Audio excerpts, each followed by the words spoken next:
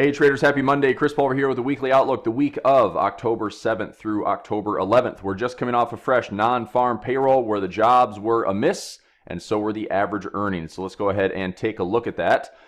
Here is the September jobs report right here. Education and health services adding 40,000, professional and business sectors adding 34. A hefty government addition at 22,000, leisure and hospitality. So that's where a majority of the jobs are coming from. You can see that manufacturing and retail continue to get hit hard, as illustrated with this job changes over time chart. Retail trade here at the bottom, especially since 2018 to 2019, really just coming off the lows as the retail sector gets hit hard. Big change in 2019 is your goods producing, just huge decline over 2019. So have we added jobs? Sure, we've added jobs. We had a steady, 130, 135, but it was a miss from forecast. There was a positive revision to August job report, but the big key from last week, my takeaway was right here. If I go to last week's calendar, it's the average earnings. They expected 0.3%. They came in at 0.0, so that's 0.3% miss. We also had average earnings. That was month over month. We had year over year, which is forecasted for 3.2%, and it came in at 2.9. So the average earnings, a miss on both fronts, from monthly to yearly for the U.S., in addition to, we're still seeing steady jobs, but to miss expectations, positive revision or not. So that begs the question, unemployment rate, it's gotten better. We're at historical lows. True, but then there's the whole concept of underemployment.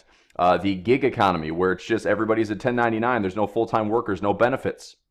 People are working harder or working because there's jobs available, but they're not earning as much. So what does that mean moving forward with the dollar? What does that mean for the Fed? Well, likely based on this, the Fed should be continuing to cut rates, and we will see. So let's take a look at the charts. This is the SPY, and you can see that the market, so this is the S&P 500 or the ETF, the SPY fought off the lows from last week with a nice miraculous recovery and did fill that gap indeed.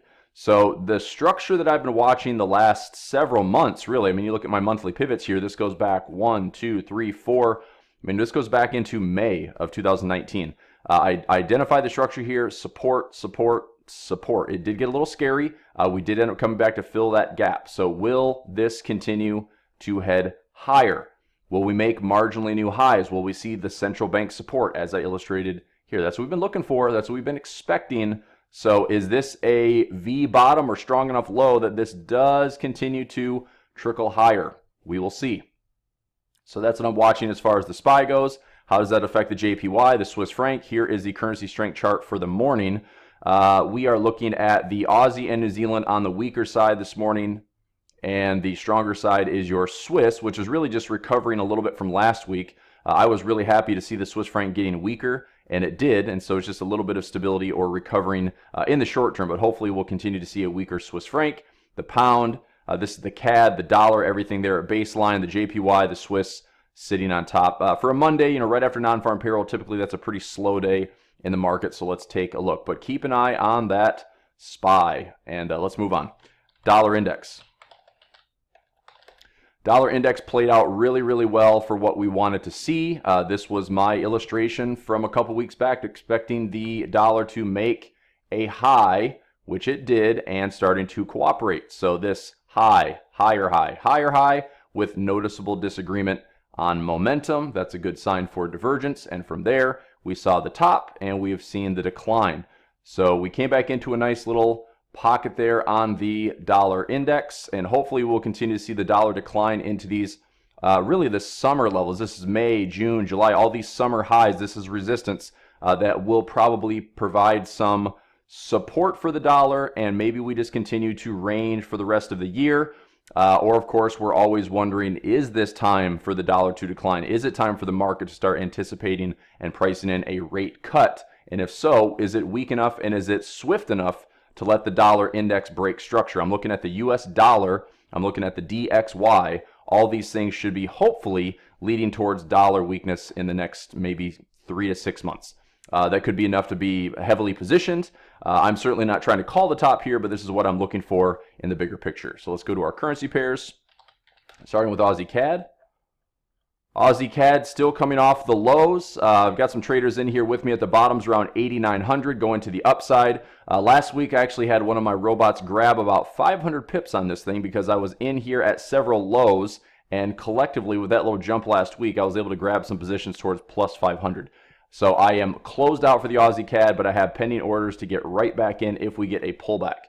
So I'm going to continue to build some small positions off of this 8,900 support, try to take it up towards 91 and this level around 92.50.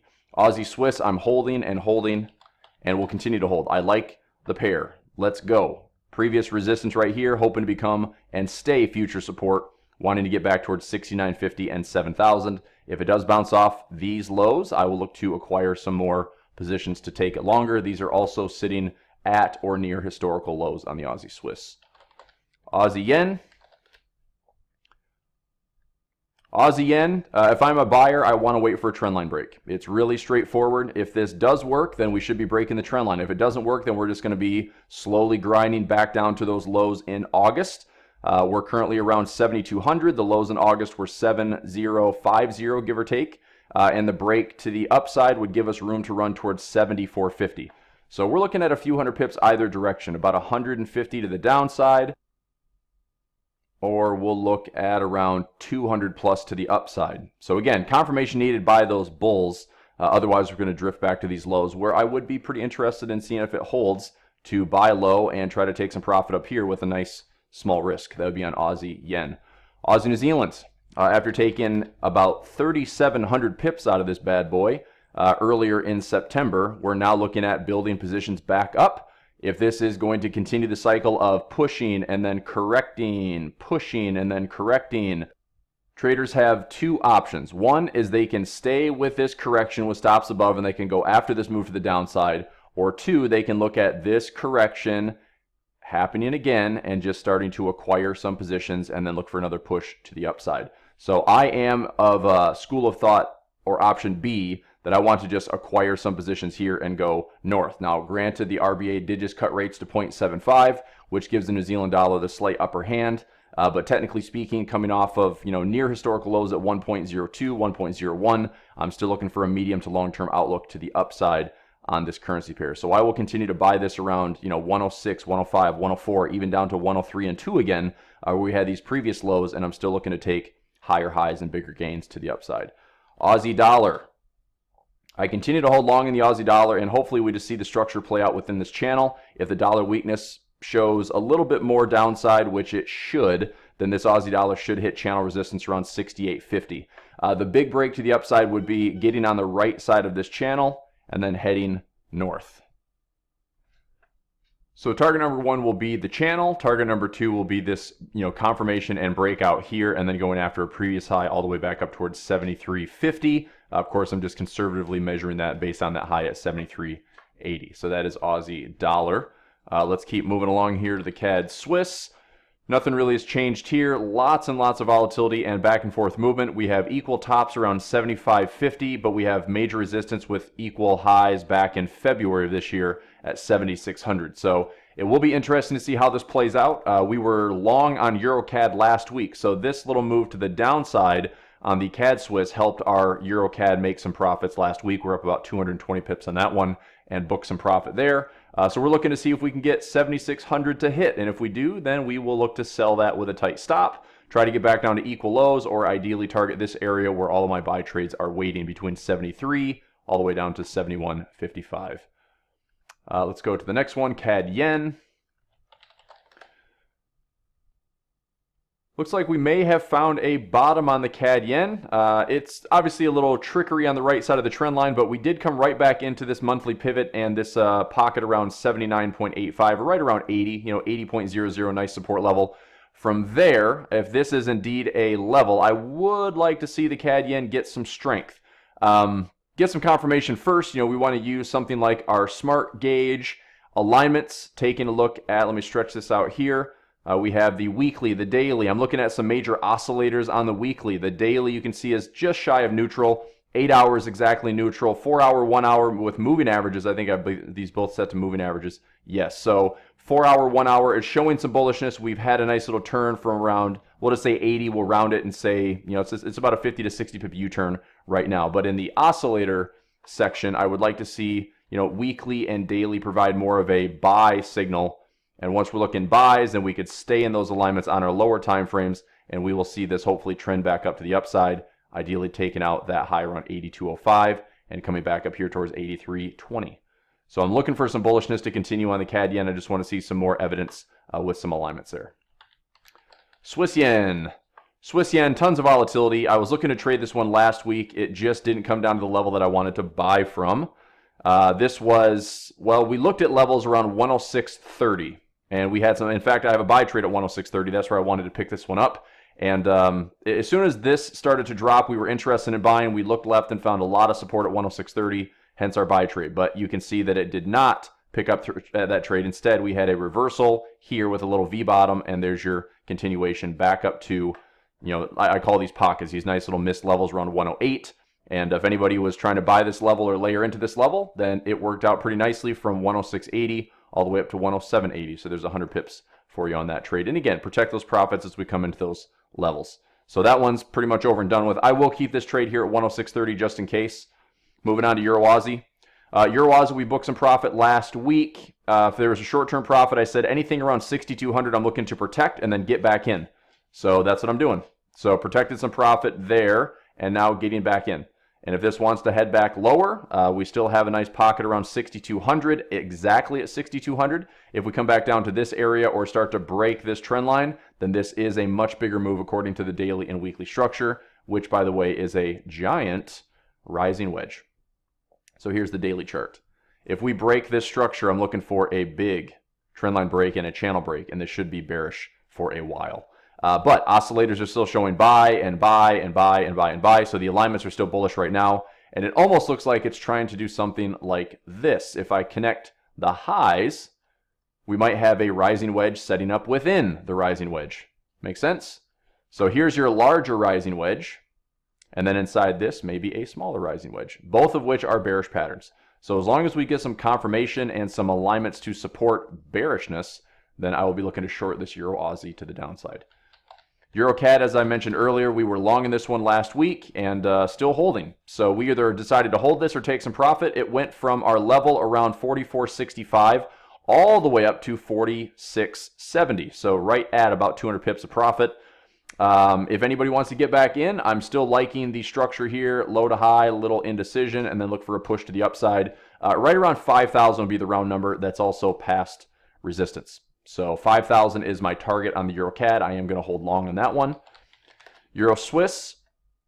Euro Swiss, we just can't make new highs. Why? I don't know yet. But we have equal lows that continue to hold. This high, this high. Right now, it just looks like some intermediate wedge action going on. If we see something like this, then let's keep an eye on it. This could just as easily break to the upside, which is what I'm planning for as a move towards 1.1100. If we do head a little bit lower, let's say we build up some structure right here and then head down one more time. That's fine. I'm still going to buy that, expecting this to run up to a 111. So I still have a medium-term outlook that is bullish on the Euro Swiss. We'll just see how the structure plays out. This price action may be doing, like I said, a wedge. Something like this where it holds, and we might just make the break towards 1100 or make the break one more time on the backside of this channel, and then we still get the run to 1100, which is what we're after. So I'm going to continue to hold bullish on the Euro Swiss. Euro Pound. Euro Pound, probably not much. Let me type it in. Pound, geez. Pound, just pulling back to the October pivot. Not really much to offer there. Something you can look for would be just a simple trendline break. If it just is low and slow to the upside, keep in mind that we do have a couple of major deadlines this month with Brexit. October 19th, we might see some snap elections coming out of thin air. We have October 31st. Is there going to be a full-on Brexit? Is there not? We don't know yet. Technical wise, I would look for more downside, or I do have a double top set up right here at 93.10. So let's say that this goes corrective, and then just shoots up to the upside during Brexit later this month. And if it does so in kind of a wild, super high volatility and I would say inefficient manner, then I'll still look to maybe take that trade and short it. But we'll see. I'll kind of let I want to put any entries on pound pairs way out of the way and give the market plenty of breathing room for any type of activity and volatility. That's euro pound. Euro yen. Euro yen also, on the right-hand side of the trend line, are we carving out some lows? We will see. I would like some bullish alignment. So it looks like my 1 hour, my 4 hour are turning on the moving averages, which makes sense because this, so far the daily candle is showing some bullishness. Oscillator-wise, we are neutral and neutral and neutral on the 8 daily and weekly. So it looks like all of this might be sitting. It could be just coming off the lows. As far as an oscillator goes, it could be something like this where it's just off the lows. Depends on what the indicator is that I'm pulling from. So we just have, multiple settings, and this one in particular might be a buy trade, while another one might be sitting at neutral. So I want to try to get those better aligned for a buy trade. And again, on the right-hand side of the trend line, I will probably favor shorter term alignments to try to stay with that trend and keep some stop losses relatively tight and see if this continuation goes back up. I did take a loss on the euro yen last week. It was right here. It was right at this U-turn. I thought that was enough to get us back in. We had previous resistance becoming support. Tried to buy it again there, and it just invalidated by a few pips. So I'm going to keep an eye out for that move to the upside and try to get back on that bull run if we get it. That's euro yen. Euro New Zealand. Still holding a trade at 7,550. And again, maybe some wedge action, right? You see this level here, making some lower highs, making some higher lows. Let's see what a wedge forms. I'm looking for more to the downside. 1.7200, 1.70. The zeros are pretty solid targets to the downside. There's also massive support around 6,700. So there's just a lot of resistance at 7,500, 7,550, and a lot of support at 67. So I will play this with the range for right now. Try to sell it high and take some profit. Sell it high, try to take some profit. Obviously, if it's in this area, if you're more conservative or you want to hold longer, both look good. But I'm trying to sell it as high as possible. Euro dollar. Had some alerts go off this morning that the euro dollar tagged the 1.10 level, which is what we wanted. We bought it at 109.30, and it did, in fact, hit 110. So the high from today's candle, 109.99. So on one of my feeds that I have, 110 was hit. That was a chart alarm. And you can see that we're right on the cusp of a trendline break. However, this could be just a slow recovery, and we might push right back down. Slow recovery, right back down. I have a feeling that this is going to continue to be a non-mover for the next couple of months. We probably even go into the end of the year until we get something like this to the upside. There might have to be more clarity from the Fed, and if they cut rates again in October, maybe again in December, what does the 2020 path look like for the Fed and interest rates? We don't know. But if the market gets a hint or a whiff of that, then it gives the market something to price in. So we'll see if the Fed continues to stay dovish. If they do, then the market is more likely going to push the dollar weaker and push it very quickly. But for right now, the euro just can't get the upper leg. 110 was just short-term structure, hitting resistance, take your profit. It will probably come back down and score a point for those bears. So if you want to sell it, and this is the case for everyone that's kind of on the fundamental bandwagon, if you want to sell it at 110, stop area above, and try to go after the lows again. The lows were around 108.60. So you actually have some pretty decent reward to risk setups if you want to keep your stops tight and try to score a point for those bears, take your profit, and then it comes back up, sell it again, take your profit. And you keep doing this, and it might be a slight adjustment to this falling wedge or inside this channel, but eventually we're going to see something pop. I think this channel will hold and ultimately get the squeeze to the upside towards 112. But it's just getting, it's just running out of space, right? We have not a lot of room to work with on the euro dollar, so I'm getting less and less interested unless this trade comes together. But for everyone that is favoring, dollar strength over euro, this is a good sell trade. If it comes back again, that's a good sell trade. That's a good sell trade, and just monitor this area. But eventually, that structure should be going bullish. All right, let's go pound pairs. Pound pairs, again, taken with a grain of salt. I'm encouraging traders to kind of stick to the short-term volatility on pound crosses. This is still in a large channel. The only real spot that I'm watching on the pound Aussie is either intraday, trying to get some scalps, or I'm watching up here at 190, right there. If it goes from 190 to 192, I will be looking to sell and sell. Those are big trade levels to me. Otherwise, it's all in here. If we want to sell high, if we want to buy low, we're in the structure right now in that channel. Pound CAD. Pound CAD had a wild week last week. We came off of around 6,200, went all the way back up to 65 and change. Again, we almost see like a lot of wedges forming. So we're seeing this low, this high, this high. So lower highs, higher lows. The wedges have it. A lot of indecision there going on right now. I would say I would leave it alone. I would be interested in selling at 6,600 to take it back down, or buying it at 60 or 58. Trying to buy it at 58, take it up, sell it at 66, and take it down. That's a good range trade on the pound CAD. Pound Swiss, we should see more upside in the pound Swiss. Trend line is kind of broken. Watch this area. If we form possibly a double bottom somewhere over here on the right-hand side of the trend line, that could be a good spot to look for longs, or also back to around 2100. I look for some bullishness on the right side of that trend line. I would like to see that Swiss franc weaker in the medium term. Pound yen, just going to wait for the trend line to break. We're starting to get a little rounder move, carving out some lows, similar to the other yen pairs we've gone through thus far. Carving out some lows. Can we get a move to the upside?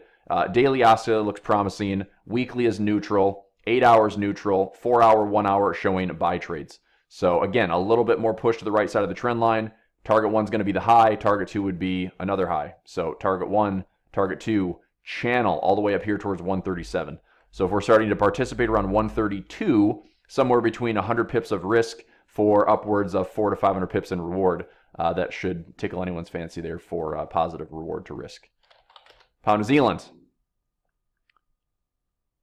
Pound New Zealand, we took profit at 2.00 all the way down to 9,500. You can see that it's not doing too much. I will continue to watch this. I'm trying to sell it again at the highs. I took 450 pips out of this one just a few weeks ago. If we can sell a double top, I would love that entry to take it down even lower. If it gives us something cleaner, perhaps a run here to the upside around 9,800 or 9,750, we can look for a sell trade there as well. So I'm in favor of selling the Pound New Zealand, just trying to get a good entry. And again, trying to stay out of the way. 2,000 is a nice big number that's had significant resistance in the past. So I'll sell it there again after taking some profit. But I'll try to give the Pound New Zealand some distance based on Brexit volatility this month. And pound dollar, leaving it alone. I'll buy it at 2,000 or I'll leave it alone. So those are the big levels there. New Zealand CAD.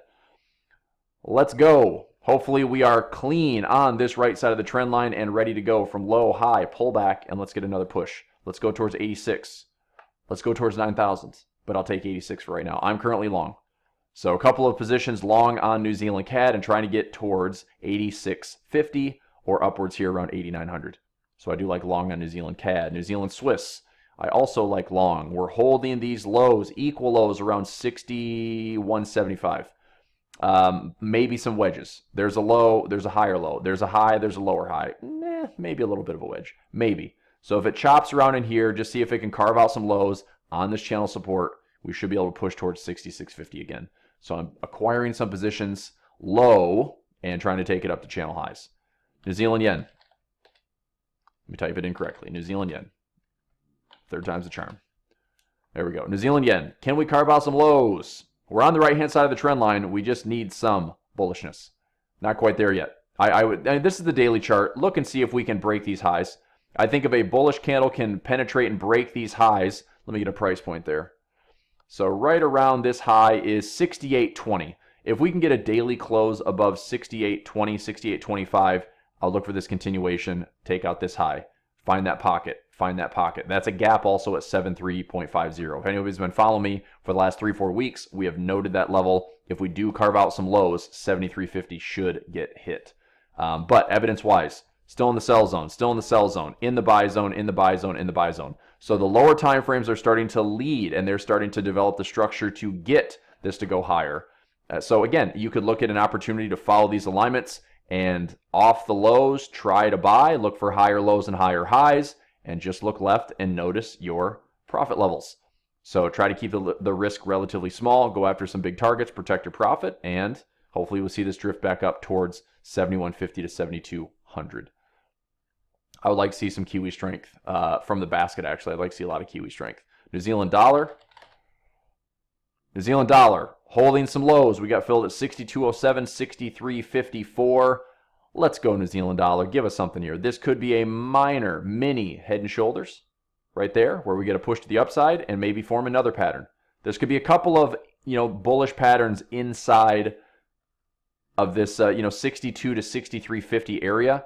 I would also look for something like this with this high. If we have the market push higher, then we can also look for that head and shoulders. So I'm looking for a reversal pattern that is bullish on this New Zealand dollar, and that should get us up to this missed monthly pivot, perhaps around 66.50. And I would also look left on the chart way up here, around 67.80. So I'm still favoring bullishness, just trying to get some movement and momentum to the upside.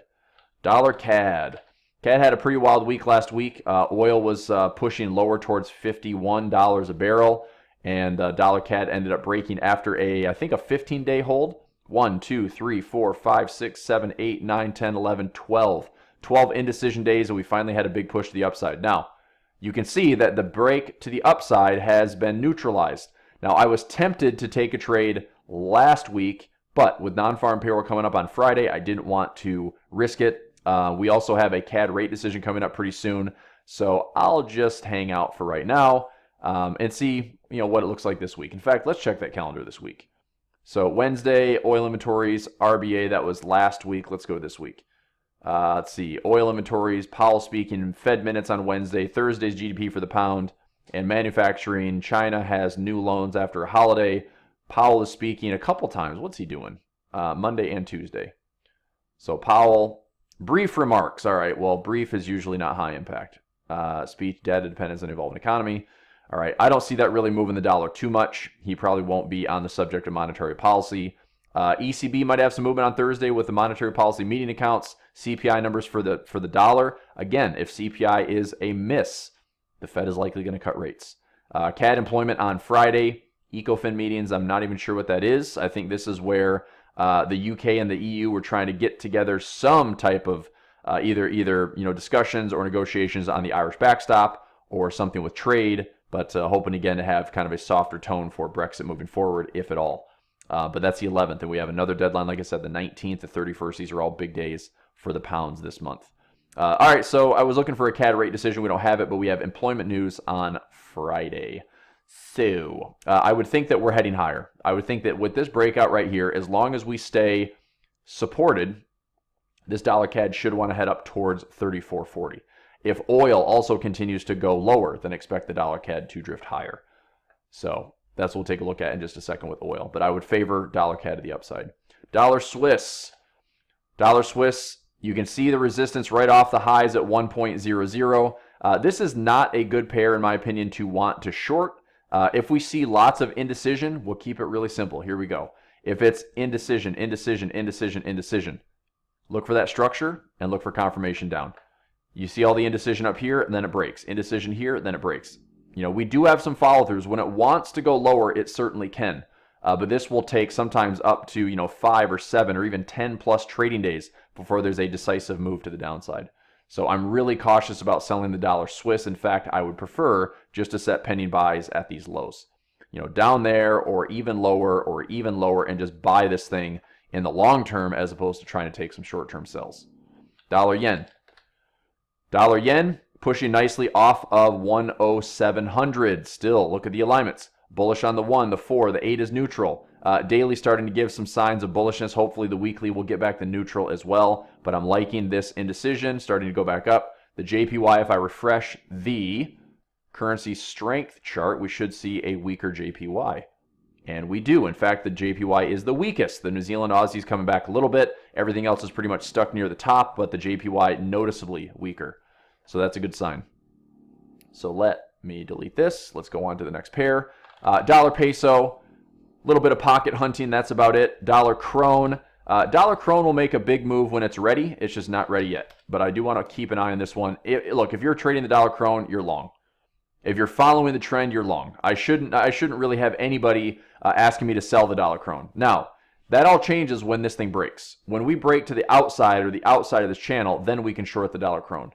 Right? But for right now, this is in a larger fifth wave on a weekly chart, and it's still grinding higher. And if oil is going to continue to get weaker, the krone is pretty much tied to it. So as oil drops, so does the krone, which means this currency pair goes higher. So your best bet right now, path of least resistance, is to be bullish. Dollar index, we did.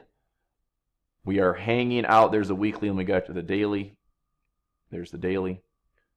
So bullish on the day, but we're still looking for more to the downside. And just expect more channeling. Honestly, with the euro dollar as tight as it is, just expect more channeling. This could be a short-term level here, more pushing by the end of the week. If it comes up one more time, look for the same thing. If it comes down to the lows, look for it's just going to bounce back and forth. And there's going to be much, much more development on the dollar over the next 3, 6, 12 months. especially with the U.S. election coming up in 2020, especially with impeachment talk, especially with recession talk. I mean, all these things are so scary and so uncertain, but at the same time, look, the structure's right there. You know, if the dollar actually breaks all this massive support, then it's going to fall. But until then, it's just staying contained, and it's just tough. It's just tough to break the dollar. Let's talk about oil. Oil. We have some inventory levels this week. Look at that support level right there. There's $51, or just below $51. It's like $50.60. And we had a low last week right on it. Low of 51.00. So, intermediate-wise, I keep talking about these blue lines, $50.60 and $61. I mean, the structure, I'm not really, quoting the price, but just look at the charts. Look at support, support, support. Look at resistance, resistance, resistance. Again, there's a lot of volatility here. From this level, I'm sure we have some willing buyers to take it back up. As long as price does not come back into $50 and lower, buyers are buying low, and they're going to try to take it back up towards the high 50s or $60. So that's one thing to consider. Take a look. We are in a range. So looking at your oscillators, you notice that everything is fairly neutral on the weekly and the daily. So if we start getting this to show buy, if we start getting the 8 hour, the 8 hour and the 4 starting to turn buy, I'd like to see the 1 hour cooperate as well. So maybe some equal lows, maybe equal lows, lows, lows, lows. If we come back, bounce off here, look for a double bottom, off you go. Take that down to a smaller time frame. Let's see what structure you get. Here's a 4 hour right there. So this is just a really simple trend line break, and keep an eye out for that blue line. Look at that blue line right there. $56.93. That is a monthly pivot actually for oil in October. So could we see a double bottom? Would make sense to me. If we break the trend line, look for a little pullback, look for a push up to that $60 mark. If we break the trend line, come back to a double bottom. Low risk, high reward. All right, let's take a quick glance at silver and gold. XAG. Still in a correction. Correction, correction, correction. More than likely, this does appear to be in somewhat of a channel. So let me highlight this, copy and paste. Let's try that one more time. There we go. So resistance at equal highs and support at parallel lows right there. So some correction going on. That's, New Orleans silver right there, correction. So we bounce off that. Short term, but again, I'm looking for a move up to $20. If it pulls all the way back to $15 or even $14, I will reload on silver. So I'm not doing anything with it. I didn't really get into this until $14. So this was a nice run to the upside. I was looking for $20. And I think I talked about this last week in my video. The lesson here would be if it corrects, goes to 20, then I'll take some profit. If it comes all the way back down to 14 and I reload, I'll take some profit. Either there or I'll start trapping on my way up to $20. Gold has had a lot of volatility. So here's gold. Let me type in the symbol. But still, a lot of volatility, but look at the channel. I think that there are some happy sellers right now in gold. You sold high, you sold high, you sold high. You're looking to see if this will play out the channel. Just little tiny corrections going on right now. Selling it at $1,500 and taking it down to $1,430. It's a decent move. But you can see that structure right now that is holding. Let's go into cryptos. I don't know why I can't type very well today. There we go. A little bit of a resurfacing, 76 and change up to 8,300. What do we need to see? Take a look at that blue line. That's a monthly pivot. There's also a nice inefficiency in pocket around 92 or 9,300. So we could be holding some lows, come back up to this level. The bulls have to break, right? The bulls have to break this area to have more convincing bullishness. This could be nothing more than break, pull back, pull back, pull back to the pivot, still hit some resistance. We might go down lower. We might stay in this channel. In this channel does target lows like 5,500. Okay. Also, if we break to the upside, which is what I'd like to see, if we can carve out some lows right around that 50% Fibonacci to the upside, and then we go. And then we're talking 13.7 again. Maybe some miraculous rally by the end of the year, especially if the dollar gets weaker. Ethereum, pretty similar, looking to see if we can carve out some lows and trend lines. Ripple is one that I'm also very interested in. And it's hanging out at 28. Oh, coming off those lows. Lows at 21, I'm holding at 25. And again, long term, it's like if I hold at 25 and get it to $3, that's pretty awesome. If we go to $10, even better. That's Ripple. I think Litecoin is the other one, LTC USD. Yep. you can clearly see lower highs, lower lows. Go to a higher time frame on Litecoin. There's the weekly. Where would I buy Litecoin again? Equal lows. It's $24. We're looking to buy it between, $27 to $25, and that's it. Maybe 0 is the real thing. Hold it off the lows, buy there, see if it comes back up to equal highs. There's 132 from 25. That's a big move, right? It's very possible. So if you're looking to bargain hunt and if you're remotely interested in cryptos, $25 to $26 on Litecoin, and take it up to 132 or higher. So that's a decent trade. Obviously, of course, you want to hold out to the 2017 highs at $300+. But who knows how long it's going to take for all cryptocurrencies to come back where we had those highs in 2017. But you can still be a trader. You can still buy low, and make some money here. Make 5 or 6 times your money. No big deal. Okay, so that'll do it for this week. Just a little bit about me, how to find me out there. I've had a lot of messages and a lot of feedback, so keep it coming. I appreciate the likes and the followers. Instagram, pulver.chris, Twitter, @pulverchris, and Facebook, YouTube. Just type in my name, and there is my email. Have a great week, everybody. I don't have any extra bonus live sessions outside of my trading room, so if you're interested, send me an email, contact me, look me up, send us some messages, and I'll be happy to guide you in the right place. All right, take care. Talk to you soon. Bye.